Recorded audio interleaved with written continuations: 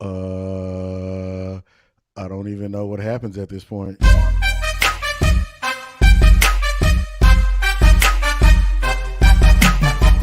You kiss your kids, you go out, you bust your butt every day as hard as you can, give 100% effort so that people will give you an opportunity. You do everything right, and then you go home and you.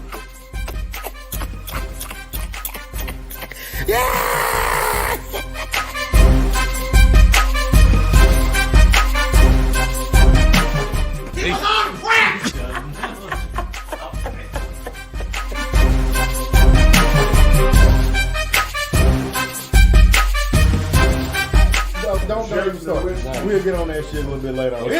If it ain't white, it ain't right.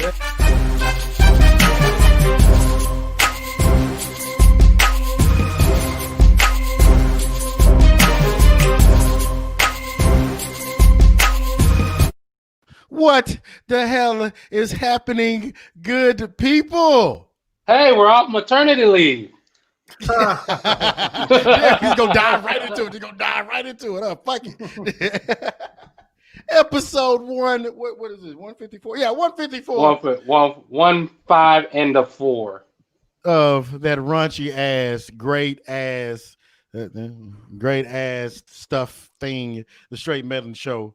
Great ass stuffing. So you're stuffing great stuff in the ass. What are we doing right now? I mean, butthole pleasures. That's. I mean, you're the one that said it. I didn't say it. Shit. I don't know, but did you hear that crisp ass can pop from Jamal over there just now? Yeah, damn. I know. I noticed some jack in there or something because it gotta be. It has to be. I know you need. I know your nerves are a little bad over there, a little shaky. Yeah, a little something, you know. Yeah. When you're dad, you gotta put it in a coffee mug. Yeah, there you go. So we'll get into it in a little bit, but God damn it, congratulations, Jamal Dunn, ladies and gentlemen, boys and girls. He is now officially a father. He's a all the way. He's a pappy. He's a pappy. And this motherfucker got him out quick too. He got twins. And bow, just get him out. Just get him out. Bow. Yeah, he had the American dream in one shot.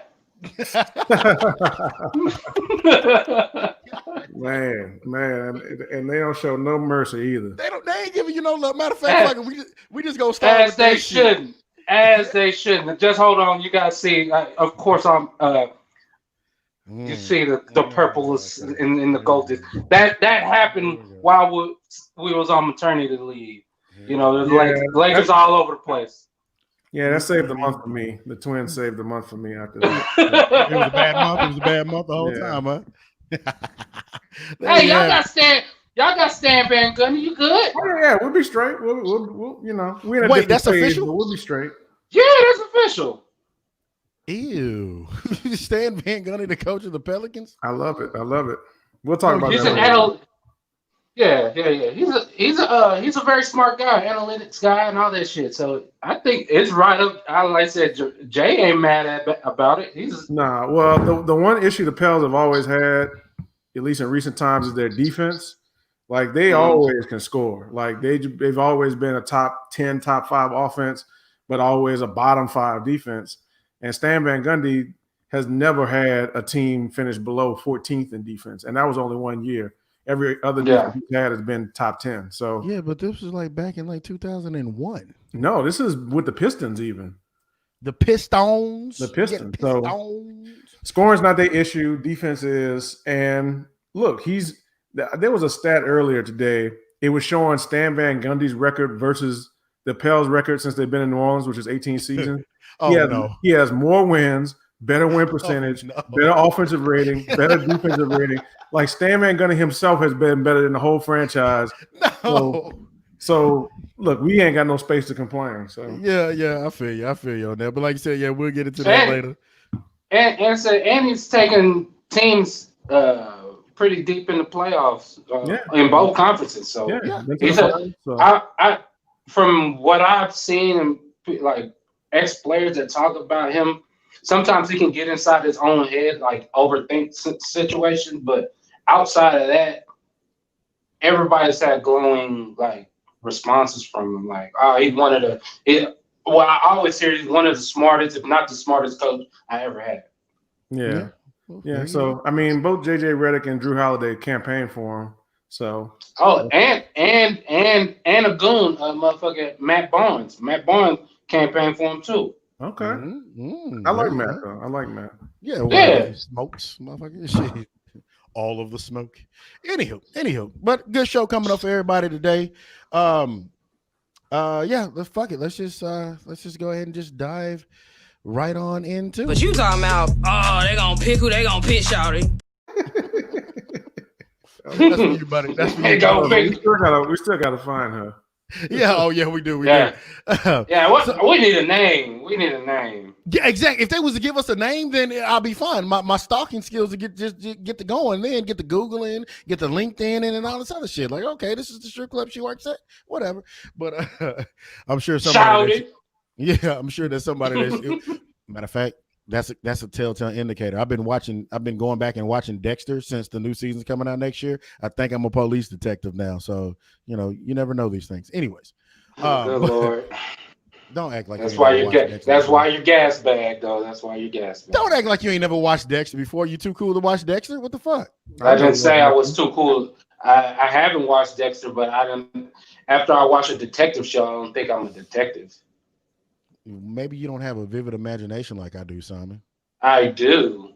I just don't think I'm a detective. Ain't that a bitch? Anyways, hating ass nigga over there. But the good thing about the back end of this year, right? We got a couple of technology topics to talk about today, but the good thing about the back end of the year, I don't give a fuck what year you're in, and 2020 has been probably on the record, probably one of the worst ones of all time. But we always have technology, right? As a community, we always. Right? I think it varies from person to person, but sure. As a community, as a whole, as a world, this shit sucks. Yeah, absolutely, but we still have these little gems that they like to give you right around Christmas time, right? So the gem that they gave us now, shout out to Google on this one, but I thought this was pretty cool because I don't know how many times it happens. In fact, it probably happened like a couple of weeks ago, right? So Google has came out with their Google Assistant program. If you have like an Android phone, especially, they come with those phones. Hey Google, you have Google Photos, Google Drive, Google this, Google that, which is great. Don't get me wrong. But now they have a section on there where you can actually hum a song and potentially actually find out what the name of that actual song is. Because think about it. How many times you've been somewhere, you've been hanging around your friends, been hanging around whoever you've been hanging around with, right? And you go, man, what's the name of that song? You go, and nobody can just go, you know what? Oh, that's Michael Jackson. Beat it, right? Now, this app is supposed to actually help you find those songs. Very Shazam-ish, but without actually having to hear the words. I was about to say that's a Shazam Pro, basically. Yeah, take it to the next level. But it's still pretty cool. Like my brother, we were talking a couple of weeks ago. This is where it happened a couple of weeks with me, and he was humming a song, and we can't sing for shit, right? So it's like I had zero idea what fucking song he was talking about. Right now, it was an old school song, so you got to get old school involved in it. So mom and daddy picked up on that shit real quick. Oh yeah, that's what you call it. And then it's over here. It's the third album on the Wednesday. It dropped on the extra day after Johnny Appleseed died. Old people shit, right? And so, but I just thought that shit was interesting. Then, like, damn, if he would have had that goddamn app, probably would have saved him some time and some effort there. So shout out to Google for that, man. Yeah, I mean, it seems like a very, I don't know. It's intrusive a little bit.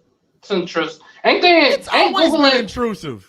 Oh, well, of course, but ain't they in motherfucking court right now for some antitrust or some another right now or some shit? I'm just saying, man. But it's not like, yeah, of course. But it's not like, when corporations go to court, ain't nobody going to jail. So whatever. Yeah. They're going to get a fine and they're going to make more money doing whatever they did than the fine they paid. So, so we in the newspaper again is what you're trying to say. All right, cool. Yeah. They don't care. What does it matter? Any publicity is good publicity, basically. Right. But yeah, easy. You get Are the those hum. gold You get the headphones you got hum- on LP? You bought some real headphones? No, I didn't buy no. These are the same raggedy motherfuckers. I just Maybe it's a light to make them look like that. Sorry, I Yeah. apologize to both. What did you think these was? Beats by LP? What the fuck, dude? Nah, they look like those Bose QC Comforts. I'm not buying no motherfucking Bose headphones. These hoes was $12. Well, we can tell. We can tell. That's why you can't hear nobody. I'm just saying.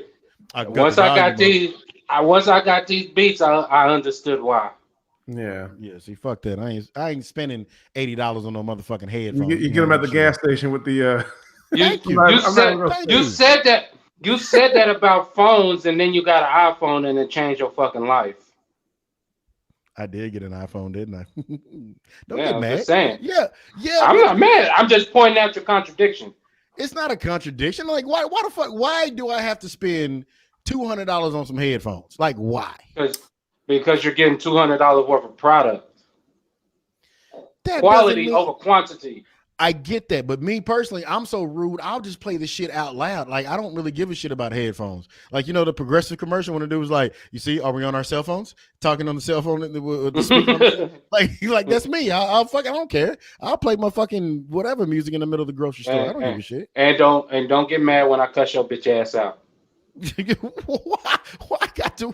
Because you're fucking rude. Because rude. Because of a speakerphone being on in a fucking grocery store. Yeah. I'm not trying to hear this shit. I'm not trying to hear your hippity hops. I'm not trying to hear your hippity hops while I'm shopping. So which one is worse? Which one is worse? I listen to my hippity hops in my headphones. Why the fuck are you calling it hippity hops? Because that's what them others would do. Do you mean white people? Yeah. Okay, gotcha. COVID Karen. Yeah, COVID Karen. But like, okay, so I will admit, like talking on a speakerphone, right? And like having a whole conversation, that is kind of rude because no one really gives a shit. But like if I'm playing music or something like that, leave me the fuck alone. No. I mean, I'm gonna leave you alone still, but I'm just gonna roll my eyes and be like, "This asshole." Oh, very, very judgmental over here. Yeah. Well, that's what the fuck he does, anyways. But I mean, I'm gonna be judgmental as well. Nobody wants to listen to whatever you're listening to. But what if it's a song that you like? What if it, Jamal, you look like you like Ed Sheeran and shit. Like, so what if it's Ed Sheeran? I don't even know who Ed Sheeran is, but I'm sure he makes great music. Yeah, come on the show, Ed Sheeran. The store already has their own bullshit music.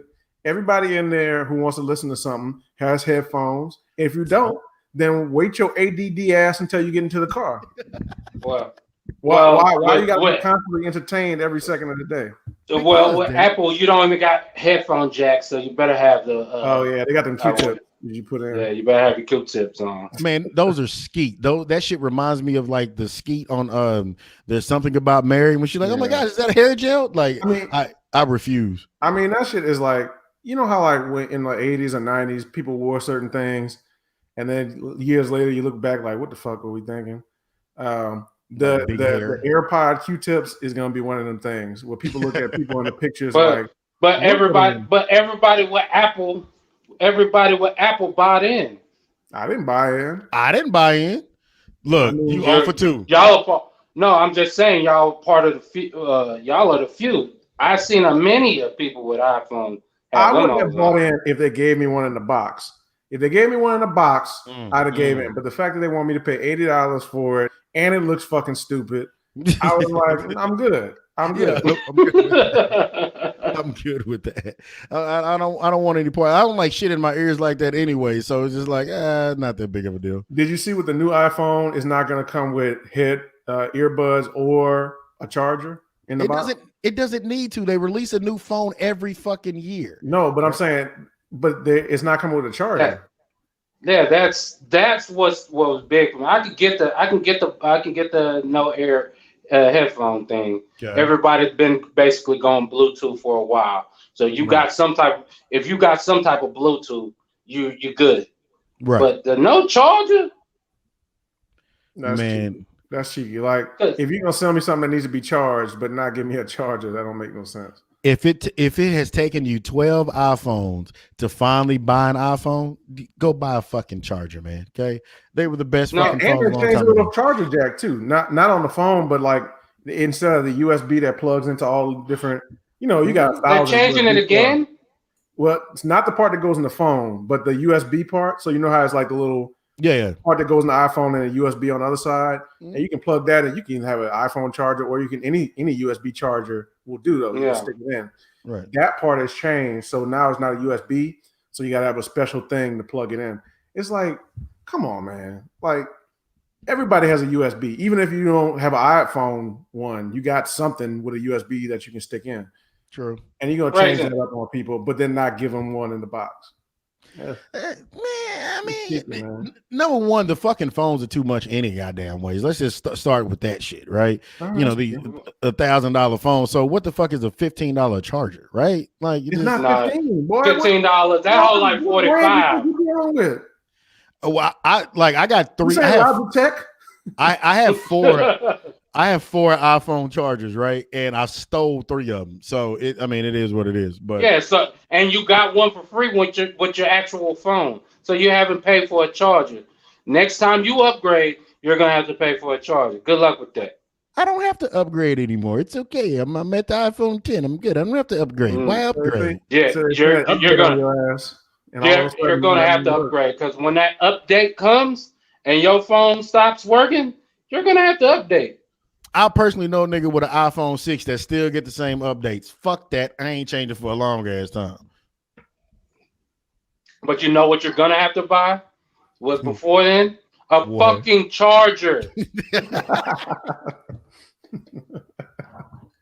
Say, man, stop hating on those iPhone people because you mad over there. Why does he? No, I've had to buy a charger. What are you saying? But at least I get one in the box.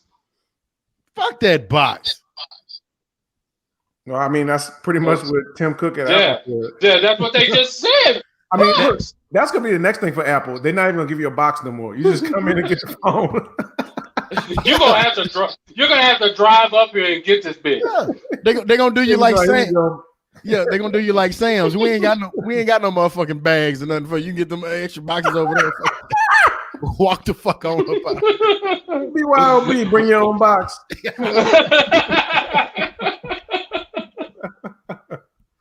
Yeah, just bring your own goddamn shit, goddamn me. But yeah, man, don't get to judging. But there are a lot of phones that are coming out too, though. And I'm not gonna switch. I don't think, right? But that what is that? That flip, that big ass phone that was on it's a Galaxy X, Z. It's a flip.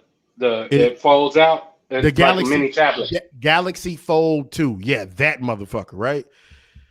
Whoo, man, that one's tough. That's a tough little old piece of phone right there, man. That's just more screen to break. That's all that is. More screen to break. Yeah, because I don't even know how you put a cover on that bitch. I mean, yeah, you really can, right? And that is a good question. Smiles, 5G phones. I mean, apparently we're supposed to have them already, right? Isn't this why we all have? They don't even really work though. So I mean, not yet. So, no, I'm not excited to upgrade for. I thought we were dying from. I thought 5G caused COVID. What the fuck happened to that? I mean, I'm sure it's not good for us. I'm sure it's not good for us, but it doesn't matter. Nothing's good for us anymore. But yeah, true. But 5G would have probably it's been out before it's been, now it's mass sell to the public. But if 5G is so fucking fast and all that bullshit, the fucking government or military or whatever had this shit first. So it wasn't killing them. Now it's killing us. I mean, they probably skipped so far past 5G. It's Yeah, them motherfuckers on 10G like easily at this point, right? They don't even use G's. I don't even think they got G's behind it. Yeah, because matter of fact, since we own it, didn't somebody like I want to say company or country, but I could be lying either way. But somebody got an approval, or they're trying to get an approval to put 4G on the moon. 4G on the moon? I haven't heard that one. Why would you do that though?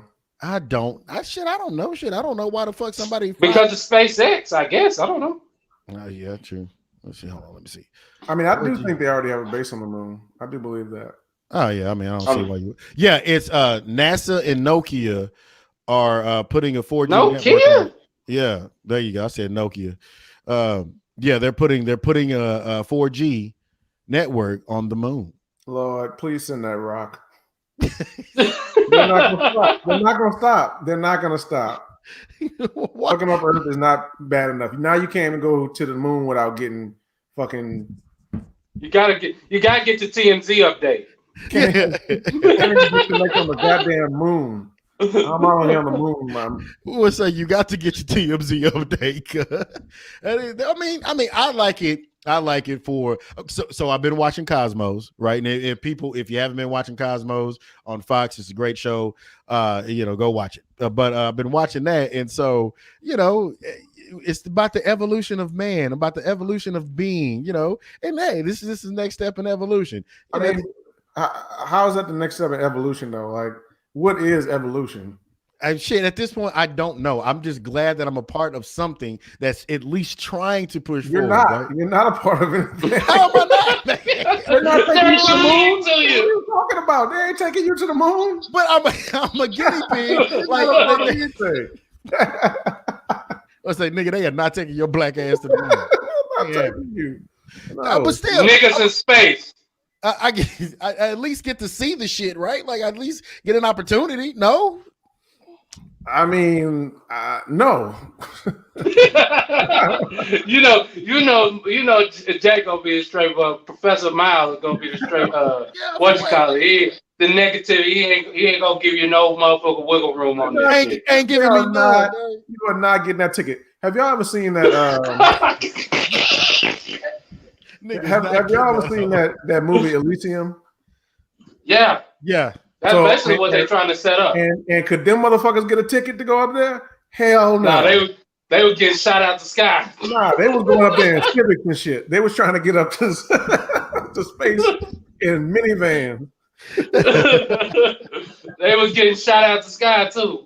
Yeah, they was getting their ass toe off the smooth motherfucking bone. But still, though. That's gonna be your ass on some rinky-dink spaceship with a Raider symbol painted on it.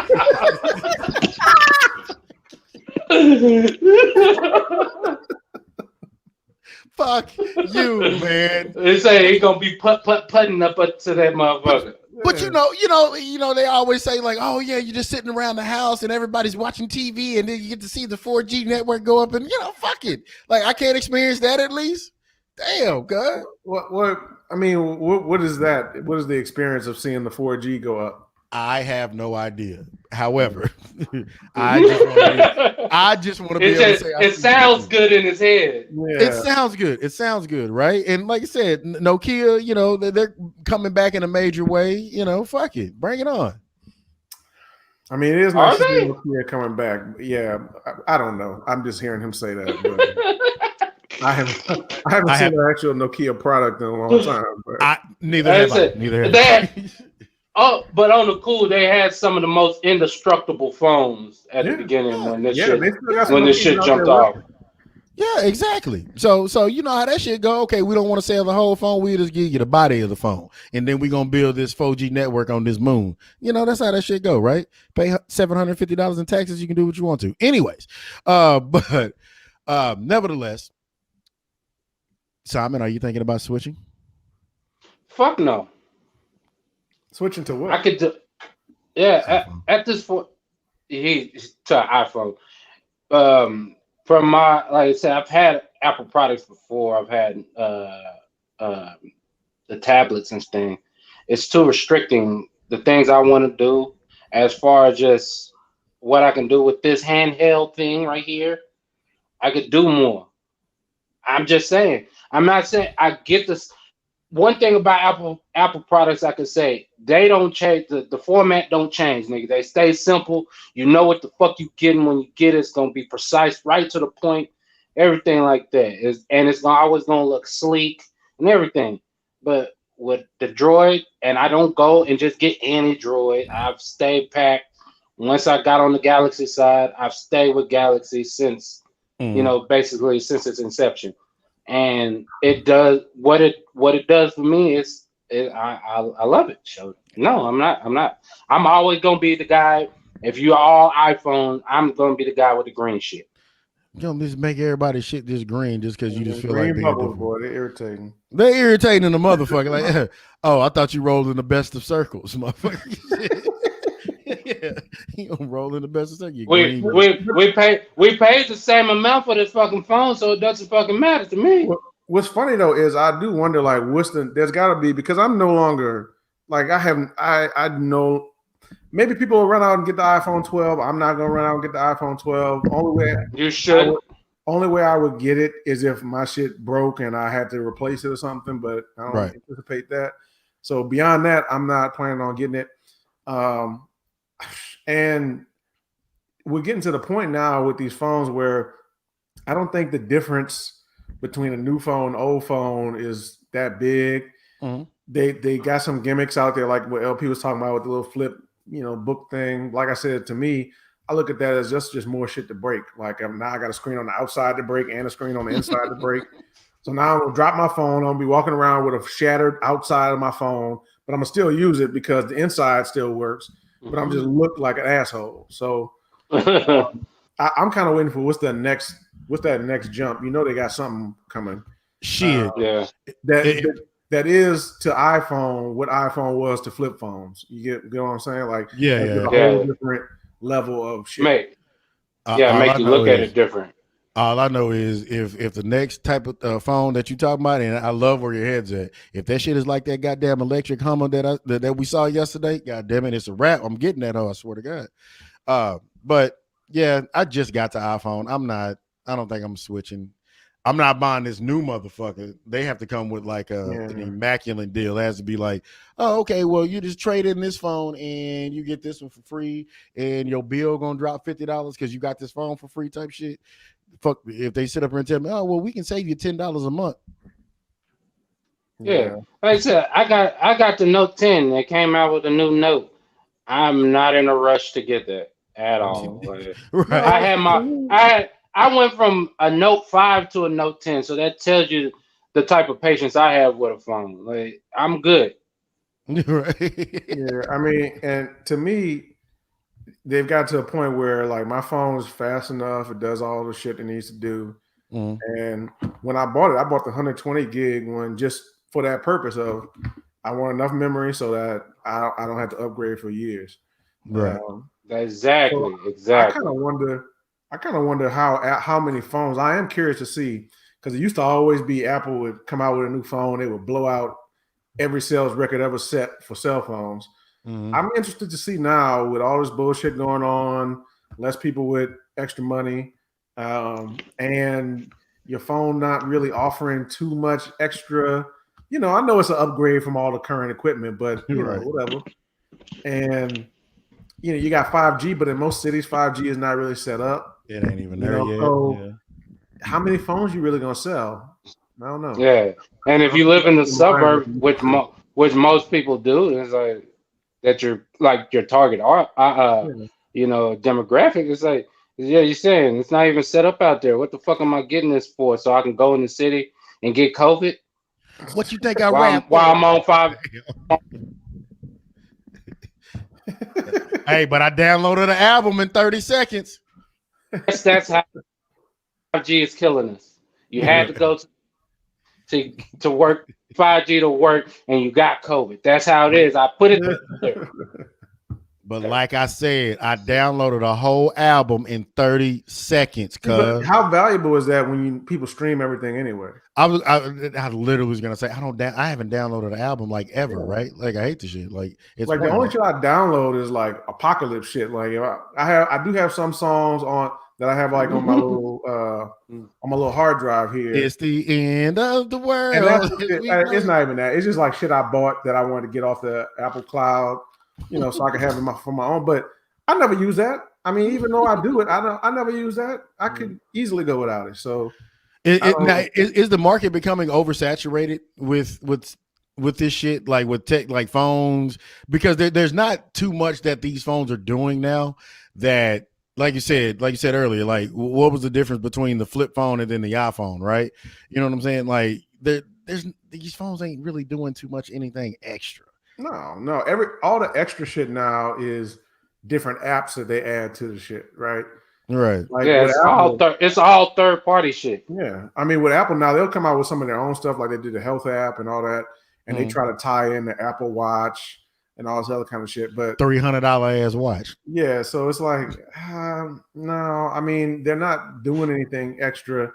Now, I will say this: never doubt the American consumer. Like Americans love to buy shit, and especially in this shitty year where sometimes when you're in a bad mood or shit ain't going quite right, sometimes you might go online and you might buy some shit, just to feel a little bit better for a second. So popcorn machine, baby. Yeah, popcorn machine, baby. But no, Apple, y'all got to come with something either better or whatever, because they're not. I'm not over there literally stacking up guns and butter. Bruh. Yeah, listeners, y'all haven't seen the pictures we've seen. This nigga is in a Minuteman militia now. Say, man, don't be watching me, cuz. Don't be watching me. Yeah, anywho, he's about to go to war with the Proud Boys.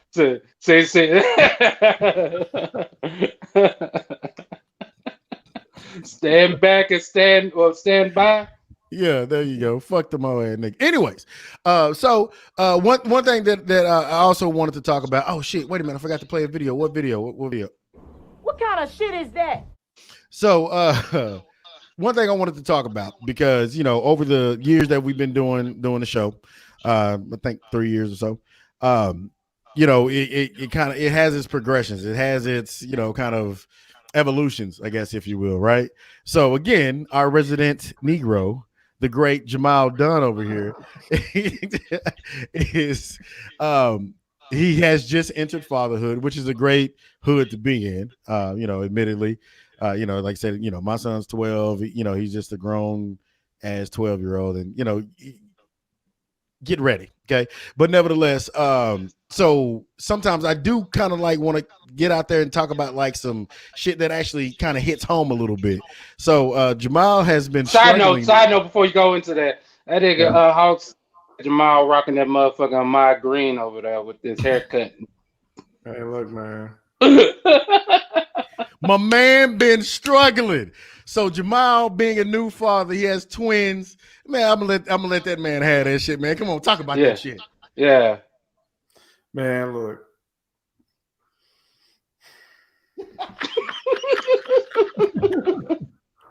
Man, look, before they were born, I was a little bit in the camp of how hard could it be? I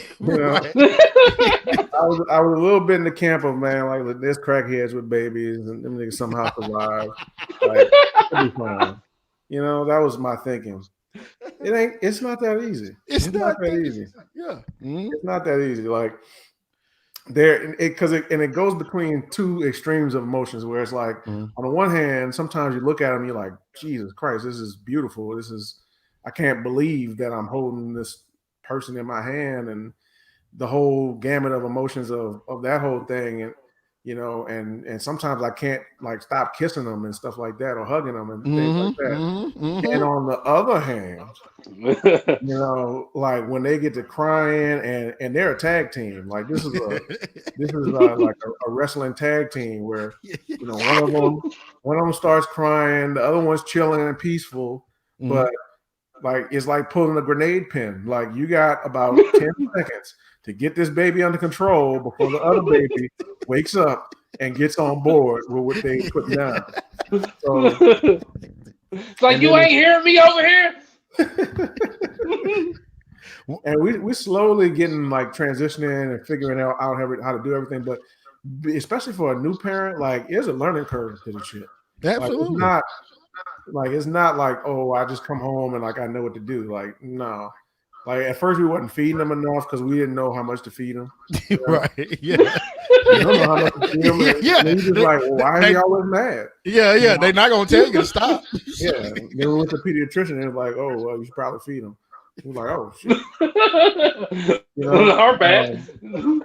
But so there's that, and then it's a whole process like with a baby, like Now we're kind of starting to figure out how to keep them calm all the time. Is basically you got to change them before they eat, and then have their food ready immediately, and then feed them, and then after you feed them, you got to burp them, and then you got to hold on to them for about 30, 40 minutes though after that, because they will spit up and choke themselves to death.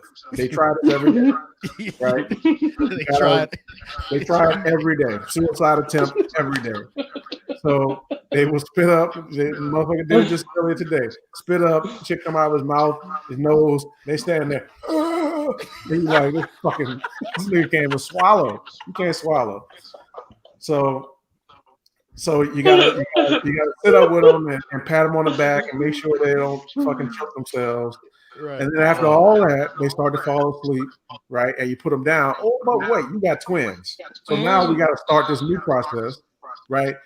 Now that's if you're lucky, the other one sleeps for the rest of this. If you're unlucky, when God frowns upon you, doing the process for the while you taking care of the first one. So then you finish that, you run over there, you change her diaper, you throw that nasty shit away. Then you gotta pop her up, feed her, and then do the same fucking CPR shit where you gotta burp them and make sure they don't choke. Then finally you put them to sleep, and now you have about an hour. Maybe that's if they feel like going to sleep. If they don't feel like going to sleep, you have no time. Now, if they feel like going to sleep, you got about an hour because the whole process of feeding took an hour, and they got to eat every 2 hours. So you try to go sit down or lay down or take care of something, and as soon as you get into a little groove, like, all right, they sleep, I can kind of move around. Let me check out, see what's going on. Let me hop on the internet. Let me take a seat. Let me get comfortable. All right. Let me get this motherfucker, because guess what? They don't only want to eat and shit and sleep.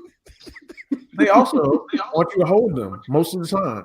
So that's just, they start crying. You be like, well, I changed you, I fed you up.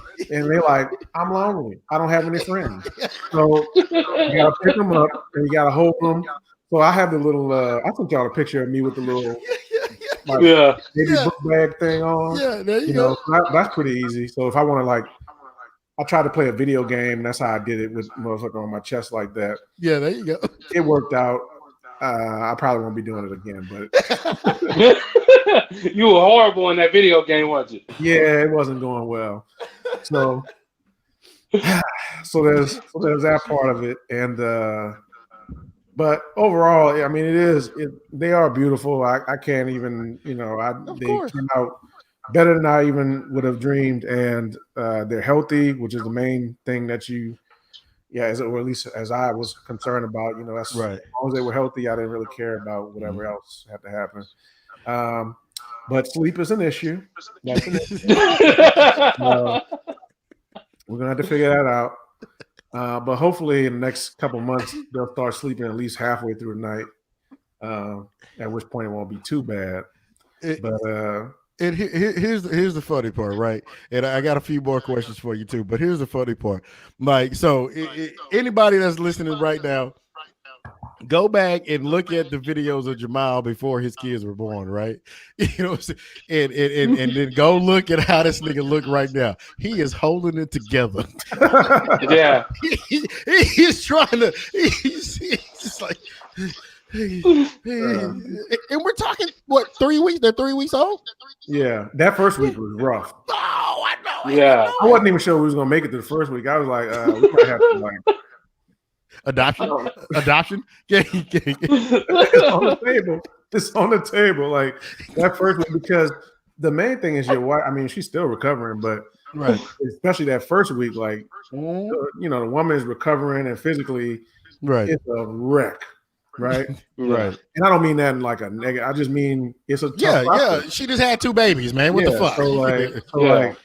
So she's recovering, but she also still has to breastfeed, and she also, and they go every 2 hours or whatever. So how you gonna sleep and fucking do that?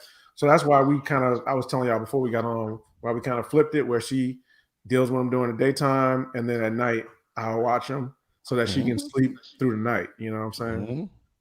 And then I end up going to sleep about 7:30, 8 o'clock a.m. and getting up about like 1 or 2 or something like that. Very nice, very nice. So now, let me ask you this question. So, what was your initial reaction whenever the first one? I don't know which one came out first, right? What was your initial reaction? the boy came out first. So my initial reaction was fucking wow. And I was just looking at him like trying to see what he looked like, and you know what I'm saying. You were south of the border. You were south of the border. Yeah. It's it was a war zone. It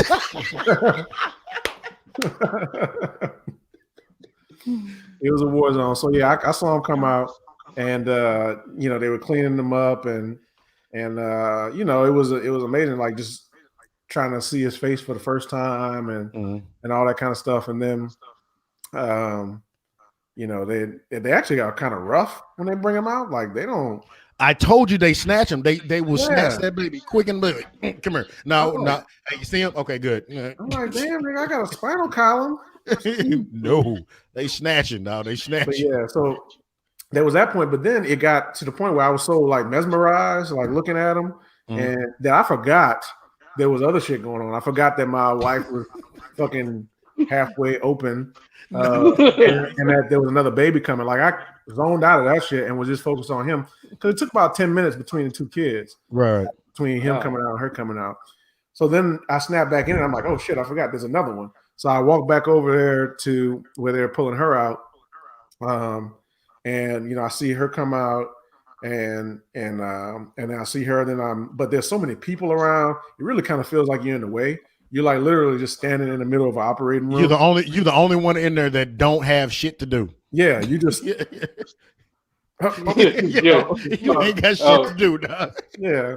So I mean, and they're nice about it because like you're paying for all this shit. But at the same time, they're like, look, motherfucker, I know you don't know what the fuck is going on, but this is my third one this morning. So can you get the fuck out of the way? Move the fuck out of the way.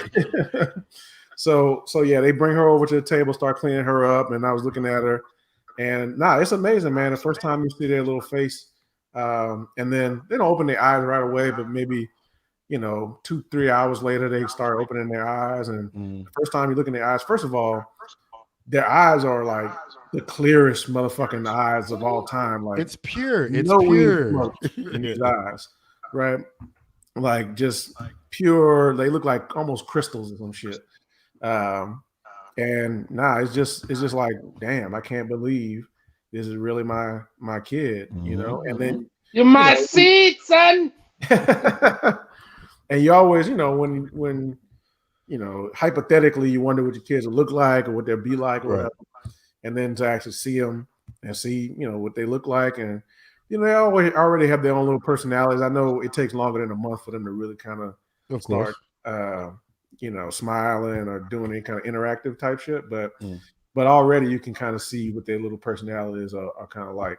So yeah, damn that book take more than a month. Like you said, it in 2 weeks. Goddamn it, you know which one finna do this, finna do that, and you know that since she's 10 minutes older than him, she's gonna lord that over him for the rest of his life.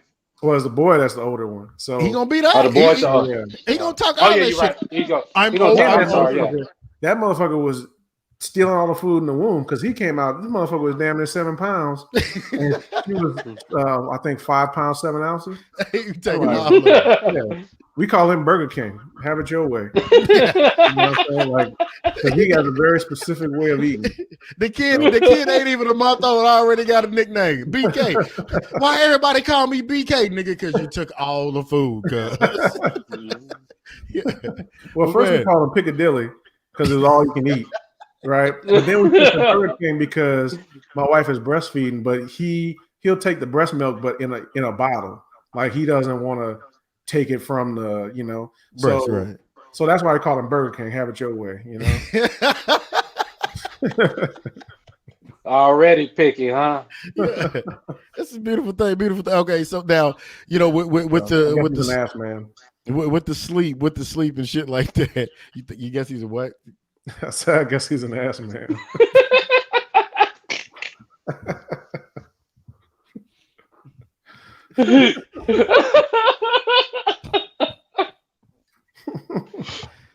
Could job, buddy. Good job. But I'm glad you're seeing the lighter parts of this.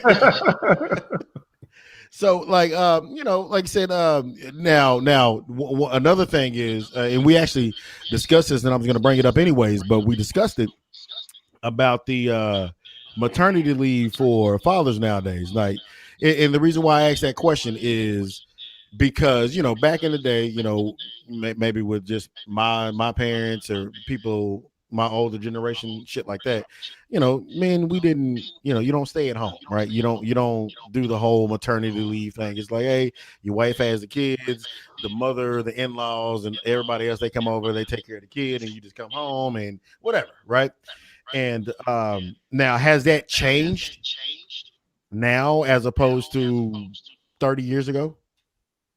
Yeah. I mean, for one, not all, but a lot of women back in the day didn't work. So that's one thing. You're not taking leave if you never worked. Right. So that's one thing. And then there were more families that were living in closer proximity, right? Grandparents might have just been up the street or next town over or whatever. Whereas now families tend to be a little more spread out, Sure. people in different cities or whatever. So it's not necessarily as easy to do that. So, and most women work, right? So, Right.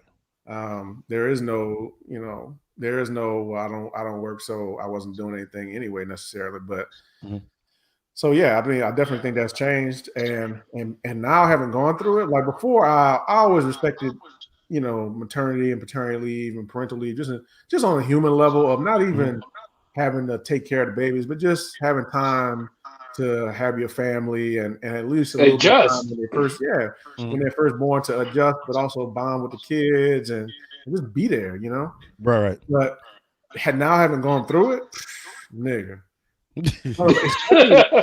you need it. It's like it depends on people's setup. Yeah, if you're super rich and you can afford nannies and all like that kind of shit, then yeah, maybe not, right? Yeah, Right. if you're Jeff Bezos, you probably don't have to take leave, right? Because you got a bunch of people who can take care of them, and don't really need you there necessarily. Right. But for the rest of us, people definitely need it. One, it's a transition, especially if you're a new parent, and trying to figure out, like I was saying, there's a learning curve, like when to feed them, how to feed them, how to do this, how to do that. Why are they crying like this? Like you got to figure out they got different cries that mean different things. It's a whole fucking thing. And you got to figure out how to not incorporate this into your life. Have the books worked? Because you look like an old book reading ass parent. I didn't. My wife read books on parenting. I didn't read any books. But I mean, it's helped her. It's helped her with small things like, like for instance, their feet swell up when they get pregnant, like really swelling. Right. They swell up, and so it helps her understand. Oh, okay, this is a normal thing. Every woman goes through this. This is not like, my feet are going through something somebody else didn't. So from that perspective, it helps her be aware of shit that was happening to her body that she didn't necessarily, know about. But I didn't read anything. Right. But no, it's just a lot, man. And then like the type of worrying you do, which is a lot. Yeah, and odd for me because I don't. At least before this, I didn't worry about shit. Right. Like, my wife always would tell me about like how nonchalant I could be about, because I just feel like shit is gonna be what it is, like, and what's the point of me being stressed out about it, right? When it's just gonna be what it already was, whether I was stressed or not. But with kids, it's a little different, right? Because the motherfuckers can die, right? So like, that first thing, what I was telling y'all with the spitting up thing, I learned that because I fed them, I put them down, and I didn't know about this necessarily. I mean, I knew kids spit up, everybody knows that, but I didn't know motherfuckers would choke themselves. So I fed them, put them down in a little bassinet thing, and then I just hear, and I walk over there, pretty cool, and then I see him in there panicking like, yeah, like nigga, yeah. I pick him up and he's got milk coming all down his face and he's, upset or whatever. And then I realized at that point, that was the point. This was probably like the second day that they were home. That was the point I realized, okay, like this is like a different level of vigilance you got to have with them. Like you can't just assume they're going to be fine because they're not. They're not. They're not. Yeah. So even like I said, when I watch them at night, I take them out of the room. You know, I take them out of the room into the living room and sleep in there with them because you can't, if they're in the room, like you're gonna wake up when they whimper or cry or whatever, because you're just gonna be worried about what's going on. Like we'll put them in a bed because they don't like to sleep in the crib yet. So we'll put them in a bed on the little boppy pillows in between us.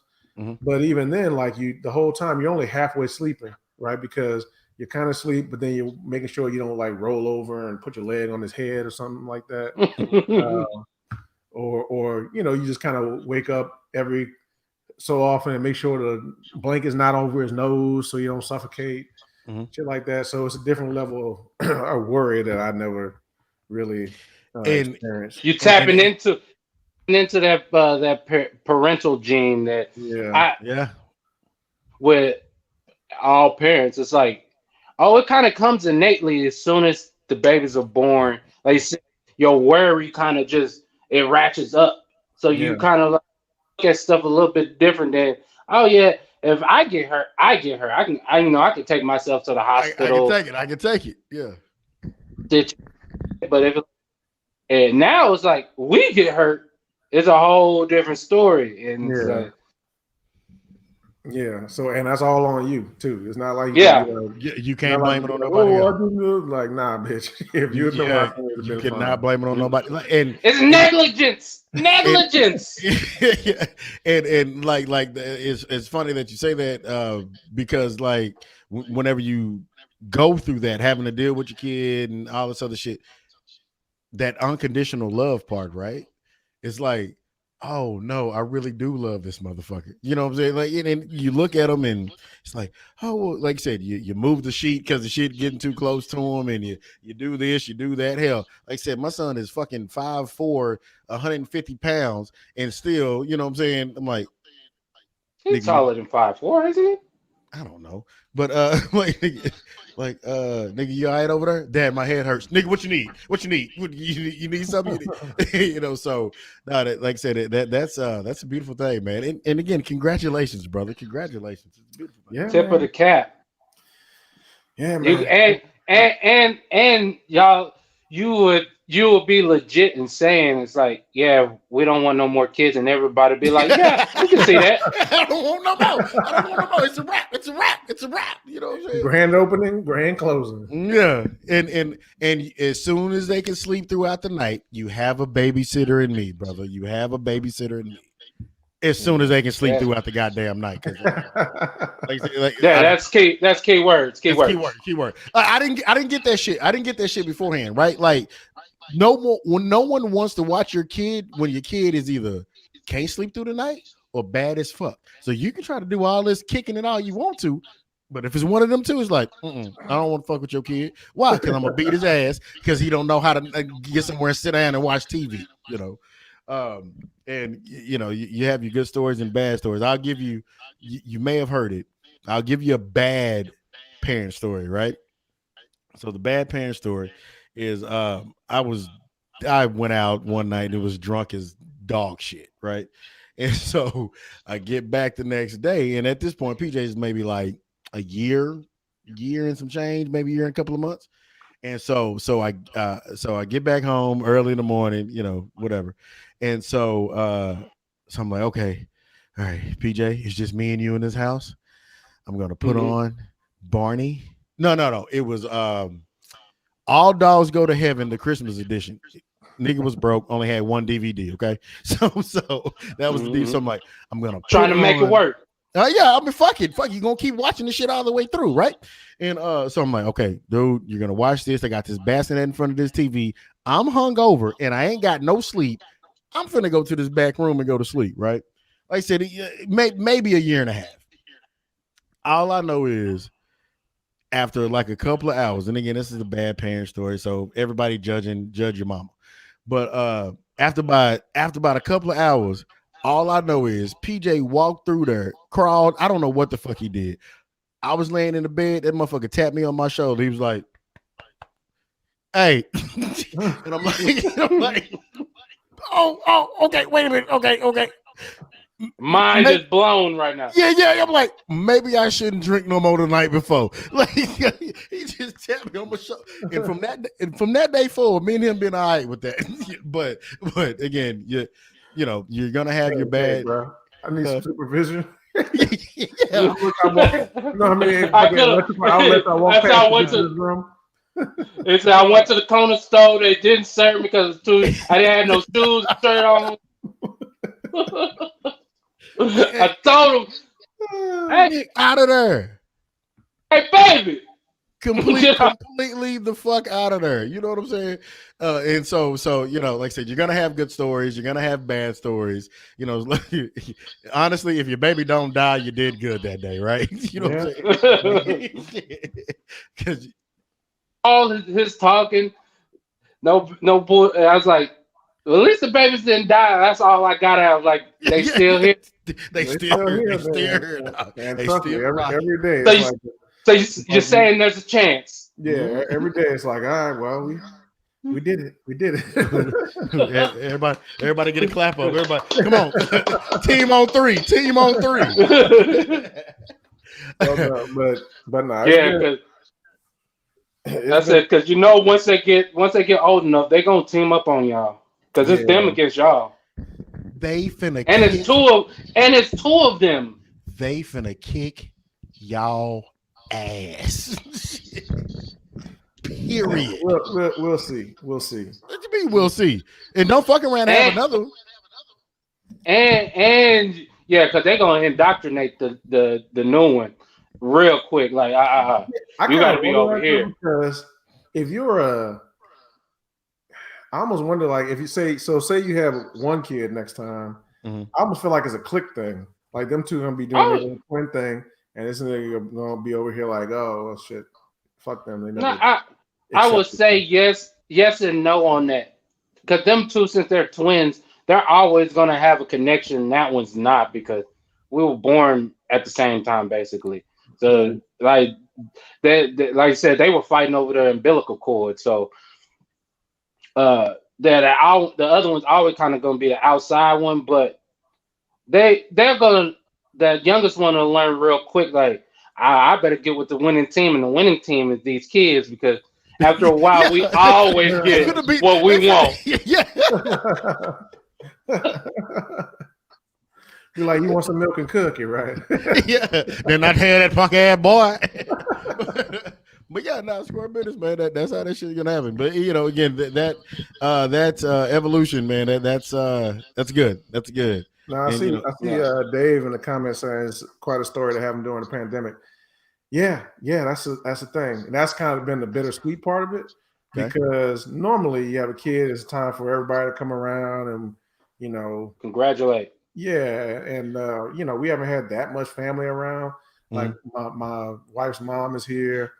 Her sister, one of her sisters lives in DFW, so she's here all the time. But her other sister came in from New York this last weekend, and my mom and my sister have seen the babies. But that's only people who've seen the babies. So we're trying to. We'll probably they're brand new, so we'll probably have some people come through in the next week or two. But it's not like the full open thing that you would kind of really like to have, where everybody can come around and kind of be together. But so that's been the bittersweet part of it, and I more than got you a smooth pandemic, baby. Yeah. So, but more than that, I mean, it's more. I do kind of think about going forward. Like this is a weird little world that this is a very what do you call it, Black Mirror type shit. Where it's like everything just changed, and nobody knows what we have to do about that. But and we really don't know how this shit's gonna go from this point forward.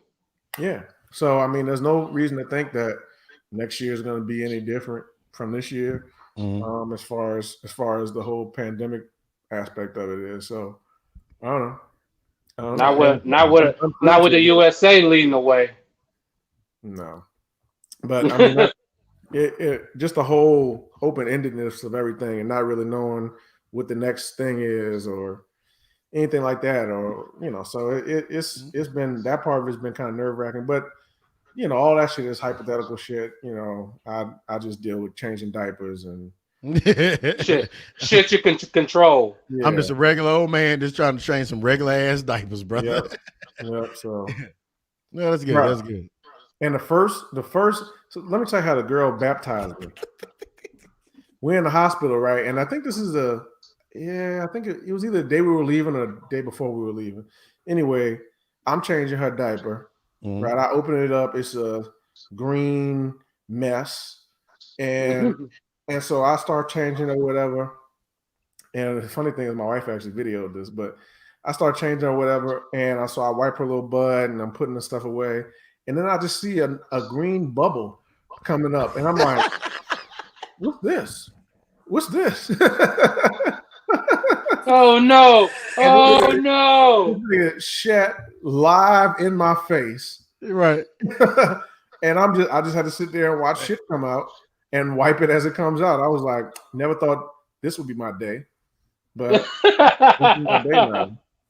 And then the boy, this is part of the routine. The boy, he didn't have anything like that early, but then I think yesterday or the day before yesterday, they all seem like the same day now. But I'm changing him. I put him on a little changing table, and he had shit. And then I turn around. Shit. I put the little thing in a little diaper bucket thing, and I turn around. There's now shit on the changing table, and there's a fountain of piss going into the sky. At least he didn't get you in the face. And he farted in my face. So, I mean, it was it a wet? They don't give a shit. Literally, it doesn't matter. It doesn't matter. No, hey, when you really get mad is when they do that shit and then they start laughing at your motherfucking ass, like oh whole ass nigga. Change my diaper. Change this diaper, nigga. Fuck them kids. Why you over here bitching and moaning? Nigga, change this diaper. Change this diaper. Now we had some other shit to talk about, but goddamn it, that was just too much of a good conversation to go on. So we gonna finish it up with sports. Go ahead, Tommy. I got some. Just go ahead, Tommy. I'm gonna. What you just said is one of the most insanely idiotic things I have ever heard. At no point in your rambling, incoherent response were you even close to anything that could be considered a rational thought. Everyone in this room is now dumber. For copyright reasons, we're not going to keep going. Go ahead.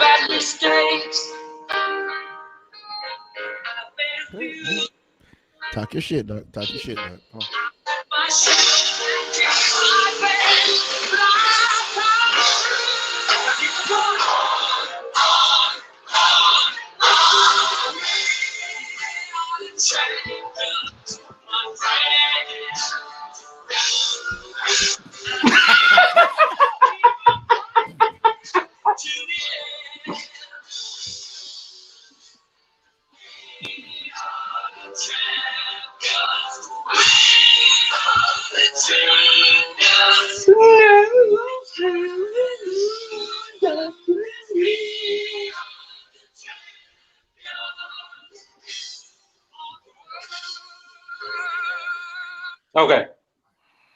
Okay.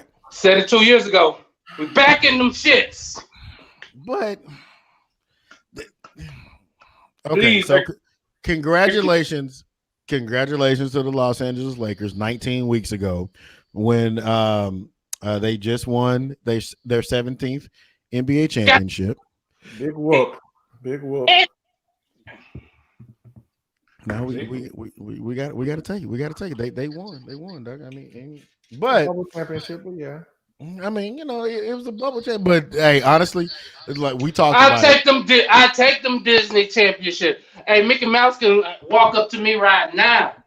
I'm giving them that. Then I hand sanitize right after that. Ain't that a bitch? But nevertheless, congratulations to the Los Angeles Lakers again. 19 weeks ago, they one thing we all were consistent about when it got in the bubble, since it's a bubble ring, it was all about hooping. And who came in there all about hooping? Did you really have to do the congratulations to the Lakers? Are you gonna let me do the spot at least? Yeah, it's about hooping, but I mean, home court advantage is a real thing. Otherwise, they wouldn't have it. So, That we're in Florida. We play Miami. But you can only play the games that's on the schedule. So, they played their little AAU tournament and got their little That's not what you were saying at the beginning. No, I said I liked watching it because it was just hooping. It was just LA Fitness basically. But sure. How many games you win in LA Fitness this time? Several. Not all of them. So, again, I just want to say this. Okay? Again, people that try to compare like the greatness of LeBron and all this other shit, can we please stop? Okay? Yeah, just appreciate it. Just appreciate what's going on. This right? is my whole thing with that. And it's like I saw somebody the other day. I didn't even read the article because I didn't want to go into it, but they were talking about are LeBron's 4 championships better than Michael's 6? I was like, so are we really asking if 4 is greater than 6 now? That's where we're at in sports media. I'm like, there's no reason to compare this. First of all, LeBron's career is not over. So you don't know what he might end up with. He might end up with 8 for all we know. Right. So like then you don't have to even have this. All right. 8 is greater than 6. So I just think it's the sports media has devolved so much. Like it's so low quality at this point in time. It's the lowest hanging fruit. Yeah. So it's like they just want to rehash the same topics over and over. Is this, is that? It's kind of like Jordan said, right? In several interviews, like one is not even, you can't really truly compare players. He was talking, this is before LeBron. This is like an old interview, but right. He was saying you can't truly compare players from the past. He was like, yeah, they were the greatest in their era, and we came and added something to that, but you can't necessarily say you're better because you're adding to something that somebody else created. You see what I'm saying? Like, so you can look at Tesla and say, oh, this is the greatest car ever. It's greater than the Model T for Ford. But the Model T for Ford paved it. There is no Tesla without the Model T. You see what Model I'm saying? T, yeah. So they both deserve their respect. Tesla for being innovative, Model T for being one of the first. And that's just what it is. But they just want to take that. Somebody's got to win. Somebody's got to lose. Somebody's got to be better. And at the end of the day, it's going to be subjective. There's going to be people who are going to be like, LeBron's the best, full stop. I don't care about anything else, right? And there's going to be the Jordan folks, and they may both be right. You know what I'm saying? Like, right. So, like LeBron, and especially, and this is another thing Michael said, and again, this is an interview he did before. I don't even know if LeBron was in the league at this time, but they were asking him about people comparing him to like old players. But he was saying like the other thing is they all had to do it in a different way, not necessarily because they, some of it by choice, but a lot of it just by circumstance, where you get drafted, who's on your team, all that kind of stuff. Like, and so his point was like, it's hard to compare players because they all had to do it their own way in their own era in their own. Like, so how do you compare that? You can't really compare. It boils down to subtleties. Yeah. And if you're not paying attention to the subtleties of the difference of just like in our era right now, as far as like if a player gets drafted to Golden State and two great players get drafted to one gets drafted to Golden State, one gets drafted to the Bulls of last year, where they've been a shit show. And they're both great players, but this great player at the Bulls, he might not be able to show that he's so great. He might be scoring some points and some shit like that, but they're not winning. But this player over here with Golden State, with the organization they got set up, is set up for greatness, and all of a sudden he just pops and it's just a fucking superstar right off rip. And we're both like, wow, well, why does he just putting up empty buckets and blah blah blah? And it's like, I know are you looking at his situation that he went into, or are you just a blanket statement over everybody and everybody everybody doesn't start at the same level. What if Tyler Hero goes to the Bobcats instead of the Heat? Right? Is he the same? Like it makes it different. It makes a difference. Even not even Tyler Hero, maybe motherfucking Duncan Robinson, because he wouldn't have got a shot on somebody. He wouldn't have had it, and not in Miami. Jimmy Neutron, baby. Telling them every time you're open, like, no, you shoot every time you're open because you open up our offense. Maybe I don't tell them to do that. Yeah. So I mean, like, feed that confidence into them. Yeah. Or if Kemba Walker goes to Golden State with Clay and all them boys, and Steph ends up getting drafted to Charlotte where he wanted to go. That way not born, but having grown up in Charlotte, he wanted. I think they might have been the Bobcats at that time, but their careers probably turned out a whole lot. Now, I still believe Steph would have been great, would have been a great shooter, would have been a great player. He wouldn't have been a 3-time champion, though. But wouldn't have been a 3-time champion. No. Probably wouldn't have got an MVP because even if he put up big numbers, they would have been like, oh, well, he's on a losing team and all that. Yeah. So. We don't give a shit. Yeah. So, I mean, for me, as far as players, I look at players in the same way I look at, for instance, like we look at quarterbacks in the NFL. I mean, now everybody says Mahomes is the best, but if we go back a little bit, when you had Brady, Breeze, Rodgers, Manning, all kind of in their prime-ish at the same time. Put Phillip Rivers in there too, and it was a tier thing. It was like if you have any one of these dudes, you got a shot, right? And then you had the next tier, which was like Big Ben and a couple other guys who were really good, but maybe not that top guy. And then you get down to the Alex Smith, who's a game manager, but still a really good player. And so that's how you have to look at it for great players, I think. So is LeBron in that top tier? Absolutely. He's in that tier with Jordan and Kobe and Bird and Magic, and you can name several other great players. And then there's a tier below that, right? There's the Ray Allen tier with, damn, you were good, but you're not all-time type dude, right? Right. So that's just what it is. But the sports media we have today is not going to allow that conversation to go that way. I would say maybe not. I would say there is a lane for that with the sports media, but it's more like it's kind of gone to like where music is, where you stream what you like to stream. If you want to listen to stuff with content and they're about the subtleties and stuff like that, you can find it, but you have to go look at it. But whatever that, anything that's like kind of big, anything that's like kind of big, that's always in your face, it's kind of going to be that repetitive same thing. It is MJ better than LeBron, LeBron better than MJ, Kobe. What about Kobe? Oh, we forgot about King. Oh, what about the Big Chief? Well, I was like, you're talking about shit that you can never fucking put in front of you. Mm-hmm. So it is what it is. Just take it as, hey man, when I grew up, like I was thinking about this earlier, like with Michael Jordan, why most in our generation think he's the best and older than us, was like we didn't, for the most part, when we were growing up, we didn't see Jordan's like rough patch. Mm-hmm. Like really, if we saw it, we didn't know how to comprehend it. Mm-hmm. Like we really started knowing how great Jordan was in the 90s, and we all were about 6, 7, 8, where we can actually understand a little bit of the game and like, oh, that motherfucker took off from the free throw line. Nobody else can really do that. Oh, he switched hands in midair. Nobody really else is doing that. That looks different. So we were going to gravitate towards that. Right. But within that time, we started seeing others come up like Shaq and Hakeem and Kobe and Penny and all these others that where you could split off and like, oh, I'm a Shaq guy, or I'm a Kobe guy, or this, that, and the third.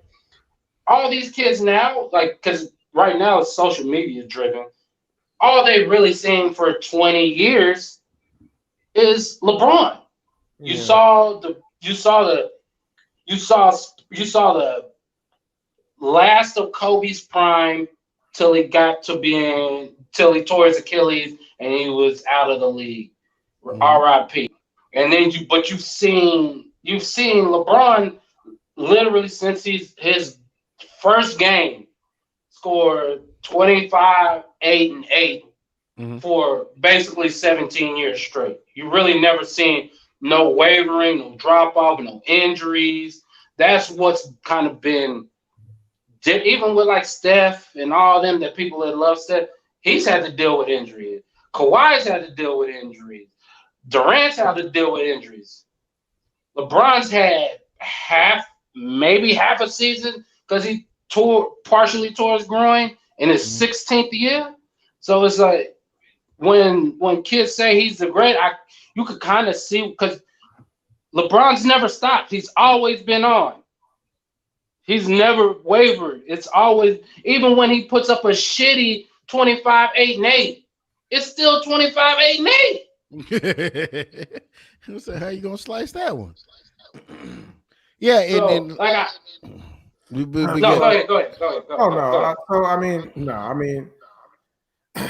It was an interesting ass season. To say the least. It feels like 2 seasons, really. But right now going into next year is going to be interesting though, because you got the Warriors coming back.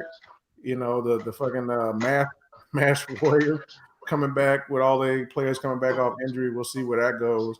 And they got what is it, number 2 pick, something like that?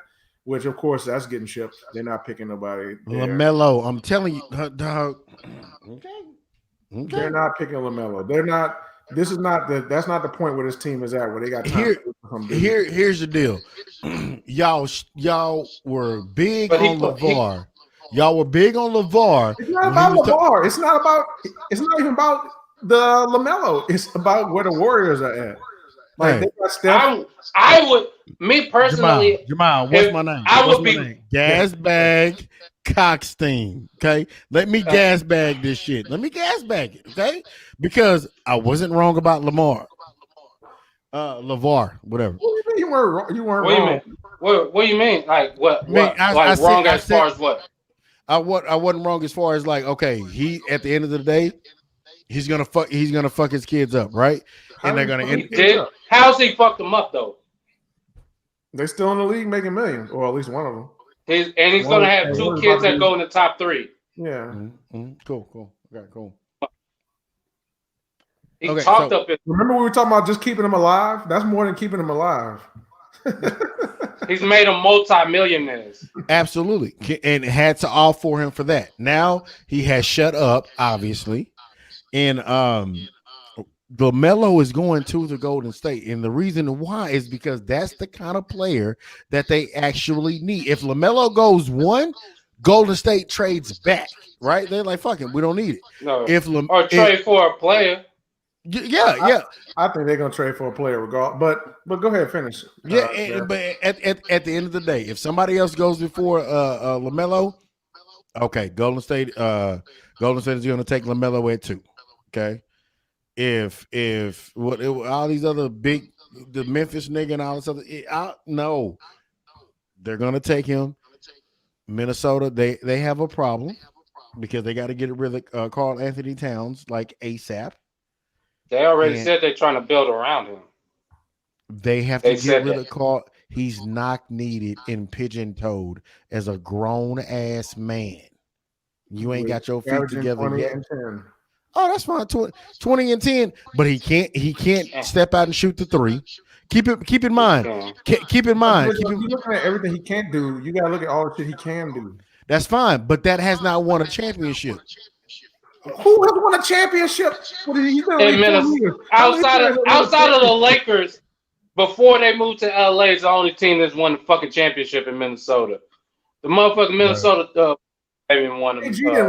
So it's a Minnesota thing, and not a. It's not Minnesota. My point is, we can't, especially in basketball, you cannot judge players. Yes, you can judge maybe the top guys. Like if you want to say you're the best ever, I'm gonna need you to win a championship. That's just what it is. Well, it's not about but you don't build a team around Carl Anthony It's Towns. so hard to win a championship. They are though. It's like 5 teams that ever win, and you have to sprinkle in the Mavs, you sprinkle in somebody here and there, the Heat or something like that. Okay, first of all, my nigga, don't bring the Mavs up. Don't bring the Mavs up right now. You trying to throw that jab. That's something to be proud of. I'm not saying it like it's a bad thing. Like my team ain't sprinkling no championship. So I would love to win the championship. But no, you don't build a team around Carl Anthony Towns. You just don't do it. They are though. Okay, cool. Yeah, they don't. That's why they brought. That's why they brought in his best friend, motherfucking D'Angelo Russell. Like them niggas is buddies. And they won 35 games last year. They're gonna win 34 games this next season. But period. But you're diverting off your point as far as the LaMelo thing. Like, let's get back to that again. If LaMelo does not go if LaMelo goes 1, Golden State trades back. If LaMelo does not go 1, he's going 2. I promise you, dude. He's a distributor. You know what I'm saying? He's not. He can make Steph play off the ball, which he's better at. Steph's playing off the ball. Clay is playing off the ball. Draymond Green, he gonna hustle. He's the distributor. I'm telling you, if Golden State gets LaMelo, it's a wrap, dog. I ain't saying they winning the championship, but what I am saying is, motherfucker, gonna have to watch out because LaMelo gonna average by 12 assists a game, dog. Period. I'm telling you, this is some gas bag Cockstein shit. But like I said, I'm telling you, it's gonna happen. They can play. Maybe so. Look, if the only thing is, look, every year there's 2 or 3 rookies who come in and they can right away. I'm good. I can Tyler play. Hero. Yeah, Adrian Griffin, baby. Or even what's the kid in Utah when he first came in? The guard. Gordon Hayward. No, the guy who's Deron Williams. No. Spider. Yeah, you know him, the guy who's there now. Donovan Mitchell. Donovan Mitchell came in right away, leader of the team. Boom, we good. But that's like literally 2 or 3 rookies a year. So if LaMelo is one of them dudes, then it makes some sense, right? He can fit what they do. But the problem with the Warriors is they got about another 3 years, of contending before we're gonna have to think about some things. So for them, for that specific team, if they look at LaMelo and think, okay, he's ready right now, we think he can come in and contribute, plug and play. Yeah, plug and play. But if they look at him and think, all right, good player, but it might be a few years, which is fine. That happens in the NBA all the time. But we're gonna need somebody who can play right now. And I think they're gonna try to trade that. I think he can play right now because for the last 2.5 years he's been playing with grown ass men. I'm not saying the talent has been up there, but he's been getting he's felt grown man strength on the floor, and I think he's gonna be able to play right away. He's gonna be able to play. I don't think as far as how he plays and the style of play that the NBA is, I think he is a plug and play. Me personally, I'm not going all the way gas bagging like here, but I think he's a plug and play where I wouldn't be shocked if he averages 10, 9, and 6 type shit. And that's point guard. That is great for a rookie when you got Stephen Curry and fucking Klay Thompson on your goddamn team. And they're not asking you to score. It's not the same thing as Melo when he came with the Lakers. They were asking him to score and distribute. With Golden State, they're just going to be asking him to distribute and be a point and be able to take that shot. Yeah, and we all know he got cojones. He's not moment. He's been in the spotlight since he was 15. So there you go. I'm telling you. I think that was part of the master plan with LeVar. I'm gonna put you in the shits early. So whenever you get to the motherfucking league, you're used to motherfuckers criticizing you and shit like that. Man, that was one of the things was people Melo was nigga, he's 16. He can't dunk. Nigga, he's 16. They said the next time highlight tape of this nigga, he went from 6'2" to motherfucking 6'7", and mashing on everybody. It's like, yeah, you. And then he bought the team he played for. So like I said, man, I'm not too quick to say though. I get what you're saying. That's the logical fucking step because Golden State's in the win now mode, obviously. But I wouldn't be shocked if they kept if LaMelo falls to him and they take him. I think they're gonna roll with him, like, and then he can be a part of the transition to when these motherfuckers start phasing out. We still got this. We got this host because the motherfucker was 19. So he's gonna be in the league. Gonna be in the league for another 15 years. How does the motherfucker phase out at 31? Steph Curry is barely 30. You know what I'm saying? Nigga phased out. I'm just saying because they're always gonna be able to shoot. But you gotta think LaMelo not gonna hit his prime for about 5 years. He may be good, but cats don't hit their prime till 23, 24, something like that. Yeah, so. That's why when like back in the day when and I say back in the day like it was a long fucking time ago, but when fucking Oklahoma City with Durant, Harden, and Westbrook, and they all hit their prime basically at the same time. Right. Yeah. It was like, it's 23. Shit. But that's a good point you make about him playing professionally, even though it's not the NBA. It's a difference, right? It's a difference, like, you know what I'm saying? There's, like, for instance, it's a difference in cats who say you went to the Army and then you went to college. You're not the same as the motherfuckers who in college. Like, even if you're the same age, just about as them, like, you done seen more shit. Or even if you just worked a regular job. You know, it's not the same. There's a different level of maturity when you got to be accountable on a professional, like, this is how I make money level. Yeah. So that's a good point. I'll accept that. Yeah, there you go. Okay, we're gonna do.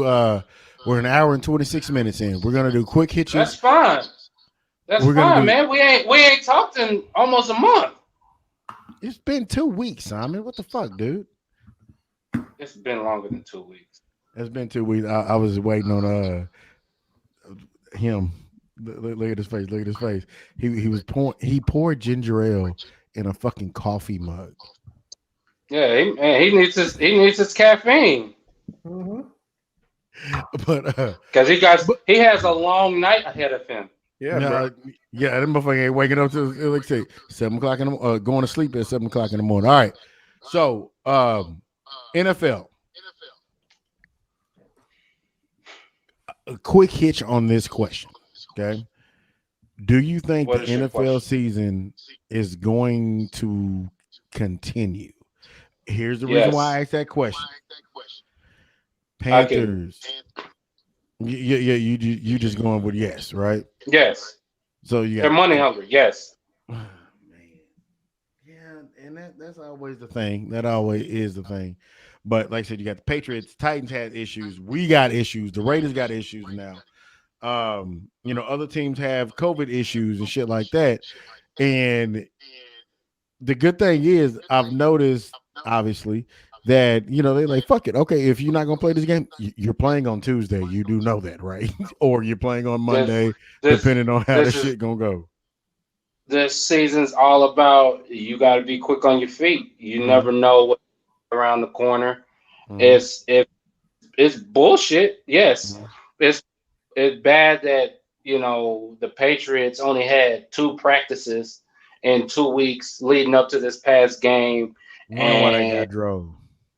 You wonder why they look sloppy out there. But on the flip side, Tennessee only had 2 practices going to playing the Bills and then playing this game. They finally had a 4. But going into that Bills game, they only had 1 practice and a walkthrough, and they beat the shit out of the Bills. So, it's whoever adjusts the best. So it's all about adjustments this year. And I mean, on and off the field. Are you going to take care of – we say take care of your business, but, COVID don't give a fuck if you are taking care of your business. They'll still get up all in your business. So it's just about adjustments. That's why they expanded the roster. why you can make, the IR is only 3 weeks and you can come back, and all the other nuance shit that nobody really get. If you're not really a fan of the sport, that you don't really give a fuck about. But that's why they try to put those fail safes in there, but they still don't fucking know. So, but they're gonna get their games in because the owners want that. They want that TV money. Okay, Mile.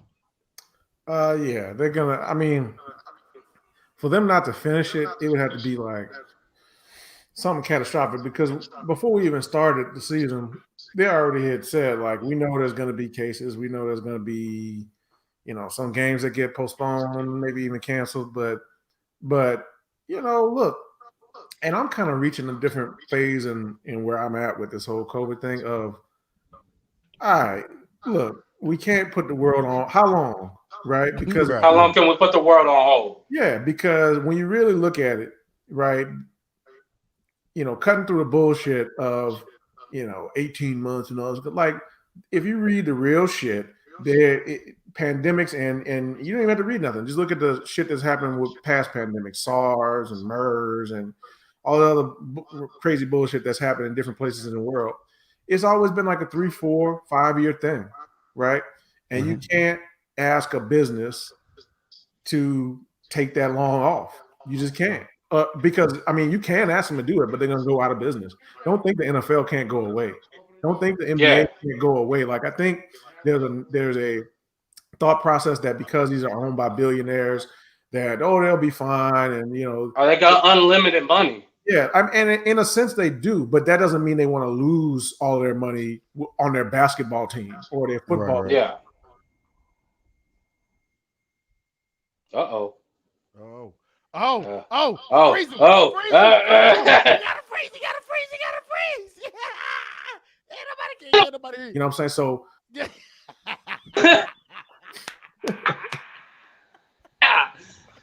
thank you. I boost LP. Whatever. Anyway, but yeah, so at a certain point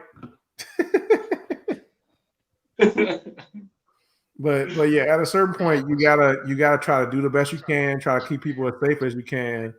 But it's not just for the NFL. I mean, look, yes, it's mainly because these billionaires don't want to lose money. Let's not sugarcoat that. Yeah. But at the same time, there's non-billionaires who work at the stadium, who do security, who do all kinds of stuff, in and around these leagues. These leagues are little ecosystems and economies in themselves, right? There's a lot of jobs that if you don't have a pro team, they just don't exist in your city, So, at a certain point, we're all going to have to kind of decide what we want to do and what we don't want to do.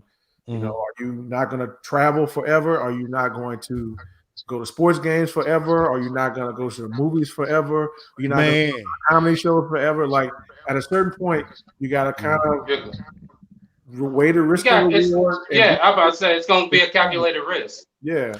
And I'm glad to hear you say that. And the reason why I'm glad to hear you say that, because we're talking about football, but I'm glad because, like, that's the thing, right? Like, we talked about it 2 episodes ago. I'm like, hey, have we given up on the whole COVID thing? Like, and it's not necessarily giving up on it, but it's just like, it does eventually. You have to get back to a certain point, right? And it sucks, you know what I'm saying? Like, yeah, there's an equilibrium because we have to live just as human beings. We are built to be social.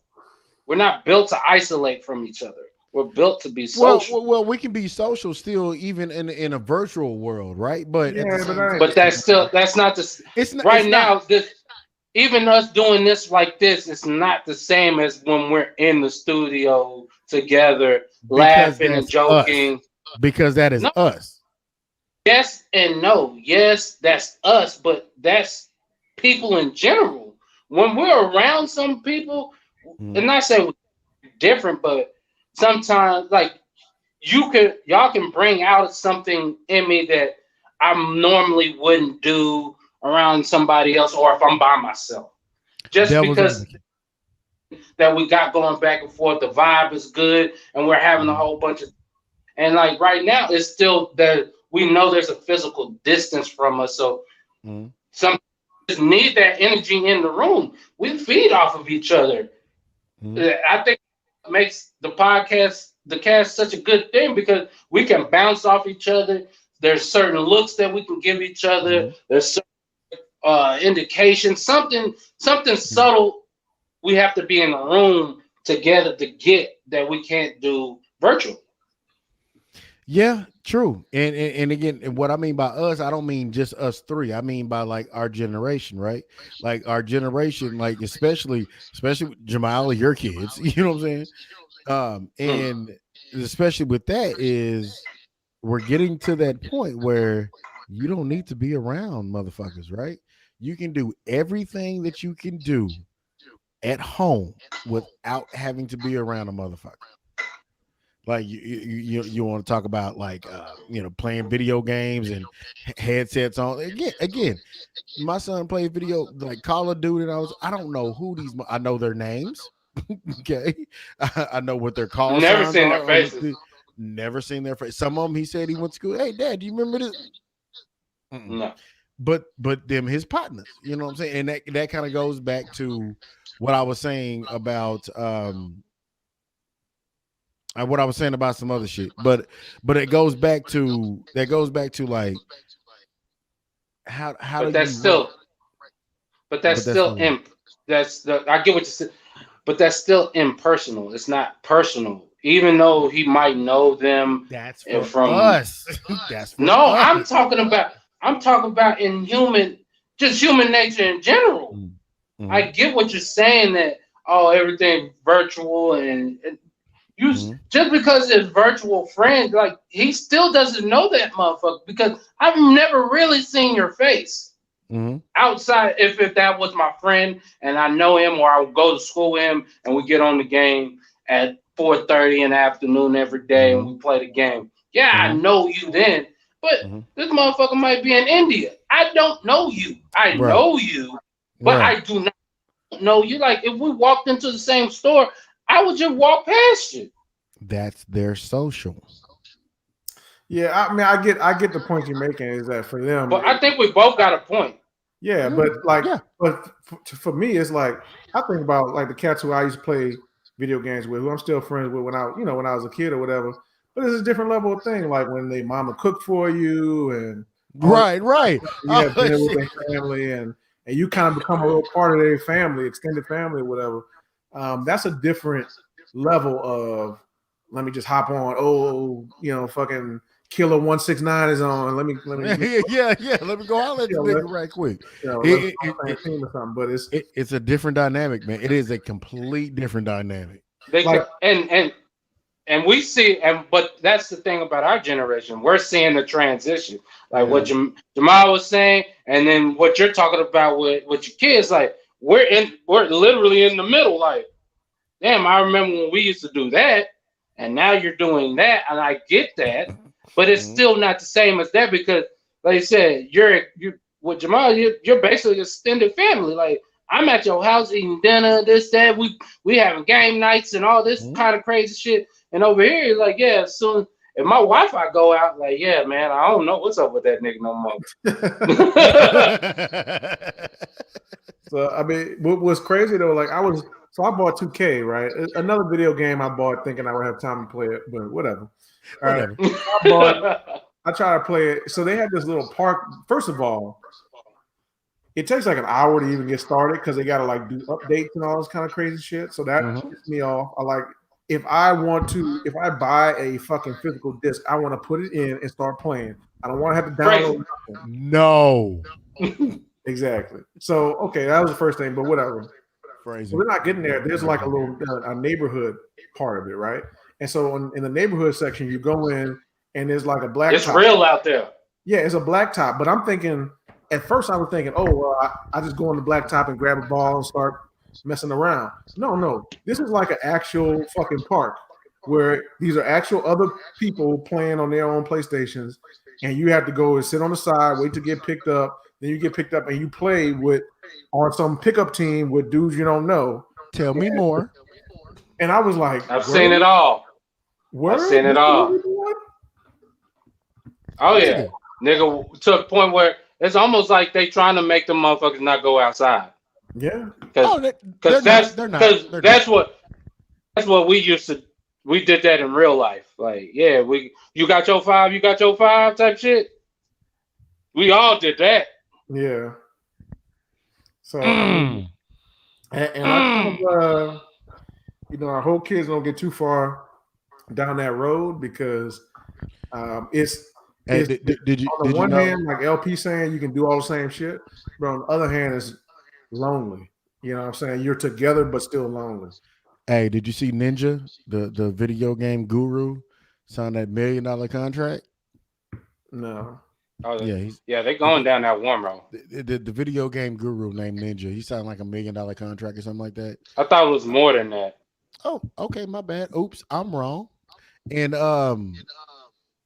yeah, no, that's the wave of the future, dude. The school that my kid goes to has an esports team.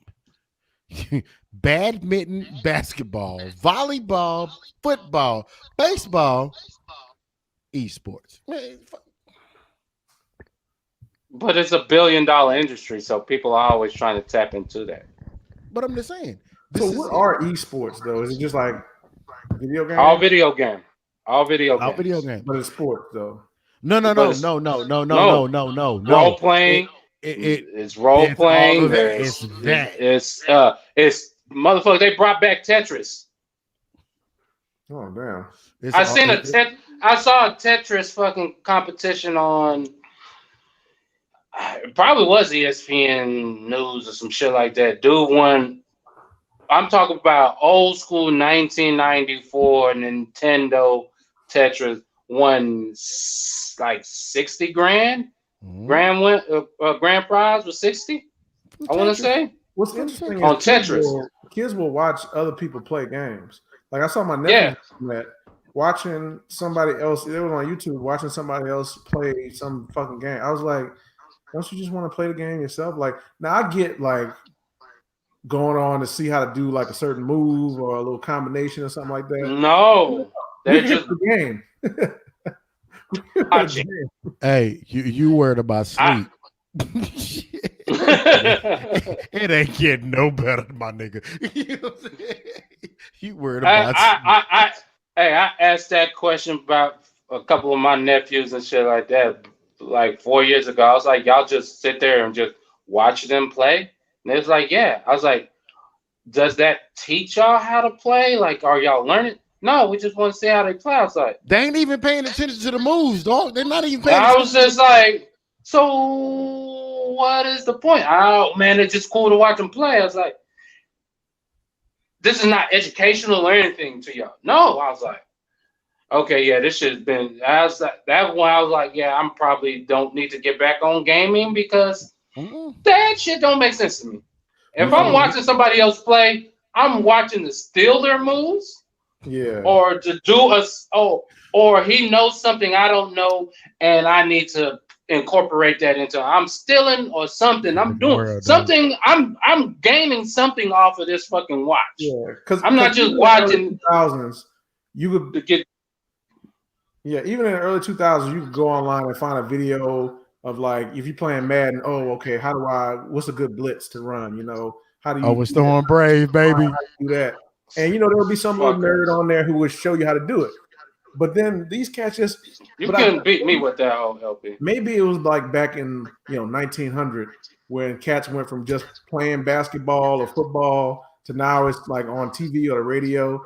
And maybe the old dudes at that time were like, so you're not playing basketball, you're not just watching it. Maybe that's the same thing. Maybe. Maybe. Trying to learn how to do their moves. No, I just want to see the game. 25, 8, and 8. There you have it, ladies and gentlemen.